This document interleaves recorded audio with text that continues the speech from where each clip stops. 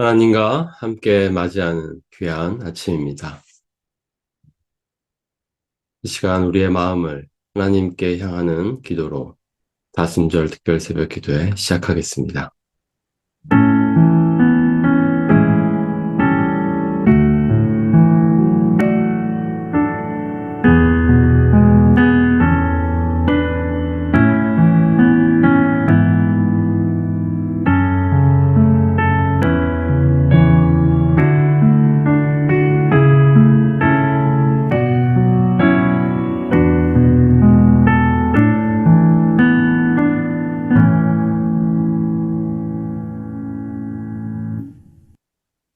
사랑의 아버지 하나님, 오늘도 우리들에게 새날을 주시니 감사합니다. 이 하루를 하나님과 함께 하나님의 뜻에 합당하게 살아가기를 원합니다. 하나님의 사랑과 은혜가 오늘도 우리에게 필요합니다. 그 은혜 없이는 살아갈 수 없습니다. 이 시간 우리 가운데에 하나님의 사랑을 부어주시고 하나님의 은혜를 부어주시옵소서. 예수님의 이름으로 기도합니다. 아멘.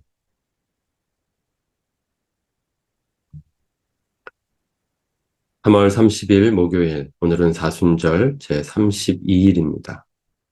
부활절을 위한 마음의 준비, 오늘 묵상의 제목은 간음한 여인입니다. 요한복음 8장 1절에서 11절 말씀.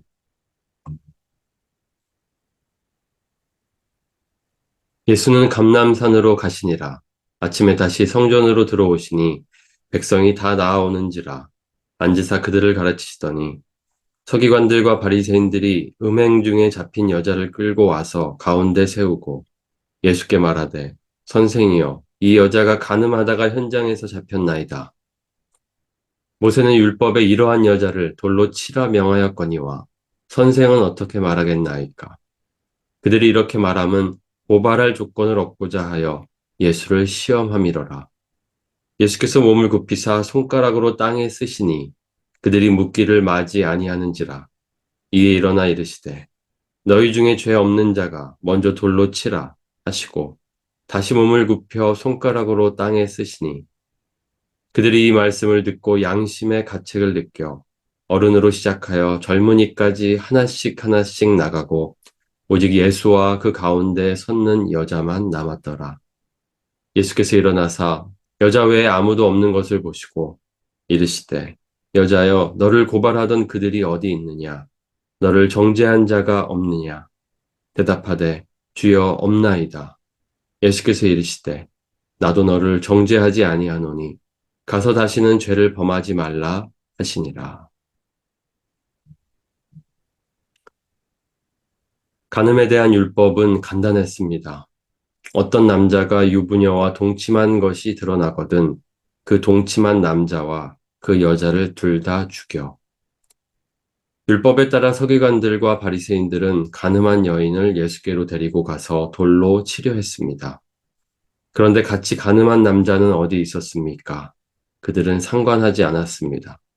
서기관들과 바리새인들의 관심사는 결코 율법에 있지 않았습니다. 그들은 예수님을 시험하려 했던 것입니다. 그러나 예수님은 속지 않으셨습니다. 예수께서는 너희 중에 죄 없는 자가 먼저 돌로 치라 말씀하셨습니다. 여기서 예수님은 심판하는 이도 죄 없이 깨끗하지 않는 이상 어떤 죄인에게도 책임을 물어서는 안 된다라는 새로운 사법제도를 추천하신 것이 아닙니다. 예수님은 바리새인들에게 줄곧 말씀하신 요점을 말씀하고 계십니다. 예수님은 너희는 가서 내가 긍휼을 원하고 제사를 원하지 아니하노라 하신 뜻이 무엇인지 배우라며 바리새인들에게 말씀하셨습니다. 다른 말로 예수님은 그들이 율법에서 가장 중요한 것을 놓치고 있다고 말씀하고 계셨습니다. 율법의 기초는 사랑입니다. 이와 같이 서기관들과 바리새인들은 율법을 지키는 일에 열심인 듯 보였으나 사실은 율법을 어기고 있었습니다. 그들의 행위가 사랑, 은혜, 겸손, 연민에서 우러나온 것이 아니기 때문입니다. 그렇게 그들은 돌아갔습니다. 예수님은 간음한 여인에게 나도 너를 정죄하지 아니하노니 가서 다시는 죄를 범하지 말라 하셨습니다. 예수님께서는 내가 죄를 범해도 상관없다 한 것이 아닙니다. 주님은 내가 나의 사랑과 은혜 위에 너를 의롭다 하리니 다시는 죄를 범하지 말거라. 형벌을 두려워해서 죄를 피하려고 하지 말고 내가 나를 만났고 내 은혜로 구원을 얻었으므로 죄를 멀리하여라 라고 말씀하신 것입니다. 오늘 묵상의 두 가지 포인트입니다. 첫 번째, 율법의 목적은 심판이 아니라 사랑입니다. 바리새인들은 죄인을 판단하고 심판하는 일을 당연하게 여겼습니다. 그들에게 율법은 심판의 도구였습니다. 그들이 어떻게 사람들을 대했을지 생각해 보십시오. 누가 죄를 짓고 있나? 누가 죄인인가? 누가 심판을 받아야 하나? 이것이 그들의 관심이었습니다. 그러나 율법의 목적은 심판이 아니라 사랑입니다. 사랑은 율법의 완성이니라. 하나님을 사랑하고 이웃을 사랑하라는 목적으로 하나님이 주신 율법입니다. 예수님은 그 율법을 폐하러 온 것이 아니요 완전하게 하려 이 땅에 오셨습니다. 두 번째, 순종은 사랑에 대한 반응으로 하는 것입니다. 예수님은 정죄받아 마땅한 여인을 정죄하지 않으셨습니다. 내가 너를 정죄하지 아니하노니 자격 없는 자에게 베푸시는 용서이며 사랑입니다. 이것을 자비이며 은혜라고 부릅니다. 그런데 은혜의 목적이 있습니다. 다시는 죄를 범하지 말라. 바로 순종입니다. 하나님은 우리가 죄를 지어도 상관하지 않는 분이 아니십니다. 하나님은 죄를 미워하십니다. 다만 하나님이 우리에게 원하시는 순종은 두려워서 하는 순종이 아니라 사랑에 반응하는 순종입니다. 예수님을 통해 하나님의 사랑이 확증되었다면 그 사랑에 반응하여 합당한 삶을 살아갑시다. 두 가지를 기억하며 기도하면 좋겠습니다.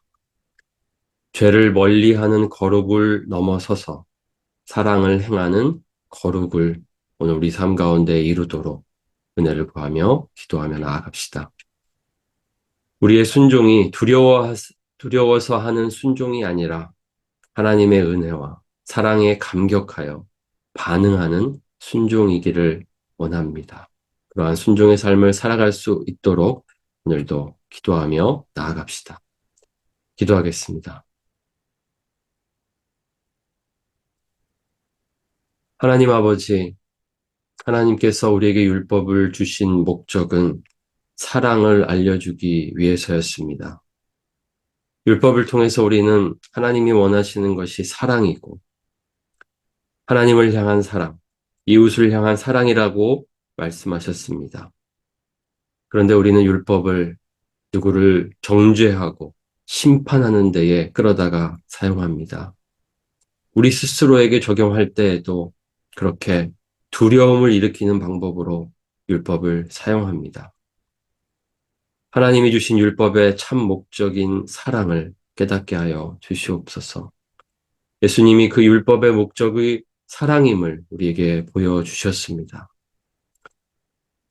우리의 모습으로는, 우리의 삶으로는 하나님께 심판을 받아 마땅하지만 예수님은 우리를 정죄하지 않으시고 그렇게 우리를 대신하여 우리의 죄를 감당하시고 예수님은 십자가에 달려 돌아가셨습니다. 우리에게 은혜를 베풀어 주신, 자비를 베풀어 주신 하나님의 사랑, 그 은혜 기억하게 하시고 오늘도 그 사랑에 감격하여 감사함으로 그래서 우리가 합당하게 살아가게 하여 주시옵소서. 하나님의 은혜에 그 복음에 합당한 삶을 살아갈 수 있도록 오늘도 우리와 함께하여 주시고 은혜를 베풀어 주시옵소서. 기도하는 이 시간 하나님의 큰 은혜를 베풀어 주시옵소서. 예수님의 이름으로 기도합니다. 아멘. 이제 기도하는 시간을 갖겠습니다. 하나님과 함께 기도하시고 하나님과 함께 오늘 하루를 살아가십시오. 하나님의 은혜와 평강이 여러분 가운데 함께 있기를 간절히 축원합니다.